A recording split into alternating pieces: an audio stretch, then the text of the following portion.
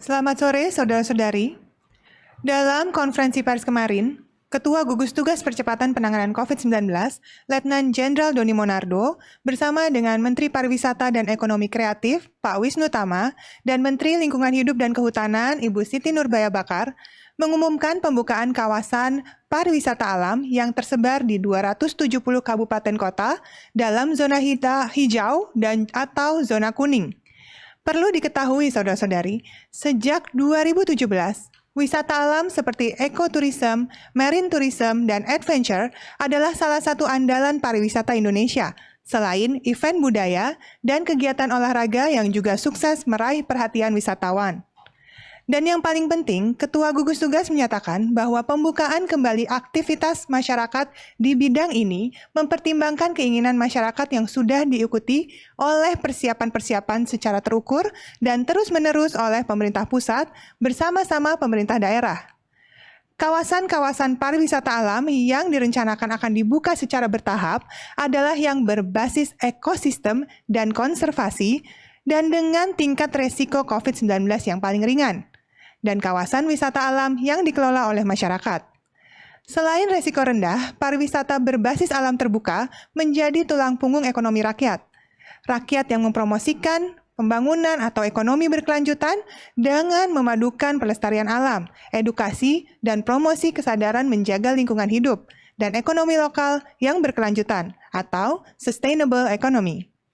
Dan berbagai prediksi ekonomi memberikan sinyal bahwa kegiatan wisata yang berbasis alam atau outdoor paling cepat rebound, karena ekoturism adalah wisata dengan minat khusus kembalinya ekowisata Indonesia akan juga berhubungan dengan wellness tourism.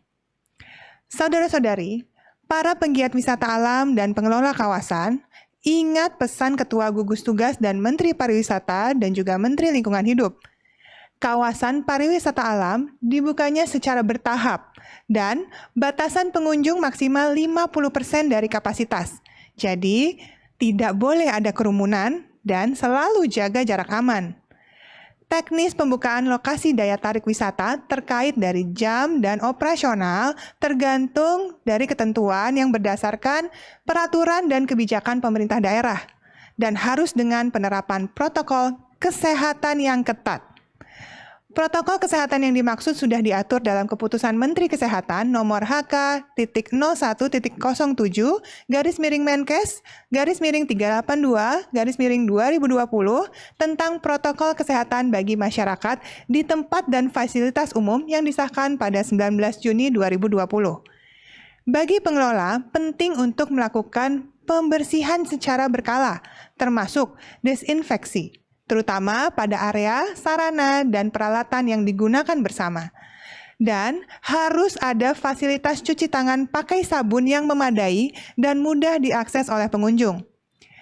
Melakukan pemeriksaan suhu tubuh di pintu masuk dan perbanyak media informasi wajib pakai masker apabila di keramaian, jaga jarak minimal 1 meter, dan cuci tangan di seluruh lokasi. Memastikan para pekerja SDM pariwisata memahami cara melindungi diri dari penularan COVID-19 dengan perilaku hidup bersih dan sehat. Jaga kebersihan pribadi seperti sering cuci tangan, konsumsi makanan bergizi, rutin olahraga, dan cukup istirahat. Ingat, pengelola wajib pertama membatasi jumlah pengunjung yang masuk. Disarankan menggunakan sistem online atau pengunjung mendaftar dulu sebelum datang untuk menghindari pengunjung yang berkerumun di pintu masuk. Kedua, pengaturan jam operasional. Ketiga, lakukan pengawasan ekstra di titik-titik favorit pengunjung dan lokasi foto. Keempat, fasilitas yang membuat pengunjung berdesakan seperti naik kendaraan wisata harus dibatasi dan sesuai protokol kesehatan. Kelima, mengatur jarak saat antrian dengan memberi penanda di lantai minimal 1 meter. Keenam, mengoptimalkan ruang terbuka untuk tempat penjualan, transaksi agar mencegah terjadinya kerumunan.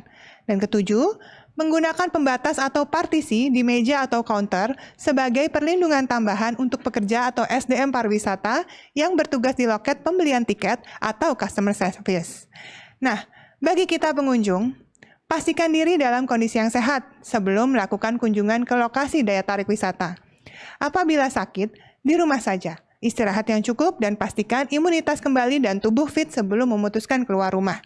Setelah tiba di rumah, terapkan protokol kedatangan seperti mandi dan ganti pakaian, dan jangan lupa bersihkan peralatan yang dibawa keluar seperti handphone, kacamata, tas, dan barang-barang lainnya dengan desinfektan.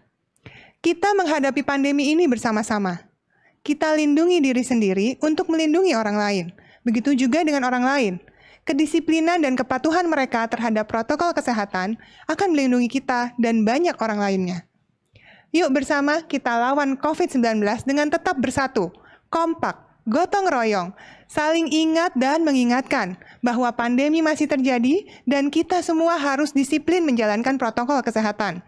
Apabila kita kompak bersama-sama, kita pasti bisa mengalahkan virus corona ini. Untuk menyampaikan kinerja data hari ini, saya persilahkan Dr. Ahmad Yuryanto. Terima kasih Dr. Reza. Saudara-saudara, hari ini kami kembali akan menyampaikan informasi kinerja data yang kita himpun dari kemarin pada pukul 12.00 sampai dengan hari ini di pukul 12.00.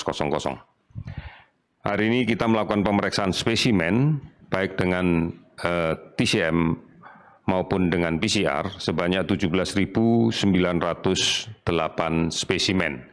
Sehingga kumulatif sampai dengan saat ini kita telah melakukan pemeriksaan sebanyak 666.219 spesimen. Dari pemeriksaan ini kita dapatkan kasus positif sebanyak 1.051 orang, sehingga akumulasinya menjadi 47.896 orang. Kalau kemudian kita lihat sebaran dari kasus positif yang didapatkan hari ini, ada 5 provinsi yang melaporkan kenaikan kasus yang cukup signifikan. Yang pertama adalah Jawa Timur, kita dapatkan laporan kasus baru 258 orang dan sembuh 60 orang. Kemudian DKI Jakarta 160 kasus baru dan 100 sembuh. Sulawesi Selatan 154 kasus dan 42 sembuh. Sumatera Utara 117 kasus dan 3 sembuh. Papua 55 kasus dan tidak ada laporan sembuh. Beberapa provinsi melaporkan kasus sembuh lebih banyak daripada kasus konfirmasi yang dilaporkan hari ini. Sebagai contoh, Jawa Tengah hari ini melaporkan kasus baru 49 orang, namun sembuh ada 50 orang. Kalimantan Selatan 27 kasus baru, 28 sembuh. Sumatera Selatan 16 kasus baru dan 47 sembuh. Banten 9 kasus baru dengan 13 sembuh. Kemudian Sumatera Barat 5 kasus baru dengan 20 sembuh. Jambi 2 kasus baru dengan 20 sembuh. Maluku 1 kasus baru dan 4 sembuh. Kalimantan Utara tidak ada penambahan kasus namun melaporkan ada 10 kasus sembuh. Bangka Belitung juga demikian. Secara keseluruhan ada 18 provinsi dengan kasus di bawah 10 dan kemudian ada 8 provinsi yang hari ini tidak melaporkan kasus sama sekali. Akumulasi kasus sembuh pada hari ini adalah 506 orang sehingga totalnya menjadi 19.241. 35 orang dilaporkan meninggal dan totalnya menjadi 2.535 orang. Saudara-saudara, kasus yang kita dapatkan hari ini sebagian besar adalah dari hasil kontak tracing yang dilaksanakan secara agresif, disertai dengan pemeriksaan tes secara lebih masif pada kasus-kasus yang kita temukan di kontak tracing. Ini yang menjadi penting terutama untuk daerah-daerah yang masih menunjukkan penambahan kasus yang cukup tinggi atau rata-rata kasus per 100.000 penduduknya masih cukup tinggi, harus kita lakukan kontak tracing dengan lebih agresif. Dilanjutkan dengan melaksanakan pemeriksaan yang lebih masif. Ini yang kita lakukan sehingga pada hari ini pun juga masih dilaporkan kasus ODP yang masih dipantau adalah sebanyak 35.938 dan kasus PDP yang dilakukan pengawasan sebanyak 13.348 orang. Beberapa kebijakan yang telah diberikan oleh pemerintah terkait dengan pembatasan kapasitas kendaraan umum, ini yang menjadi latar belakang agar menjaga jarak masih bisa kita terapkan.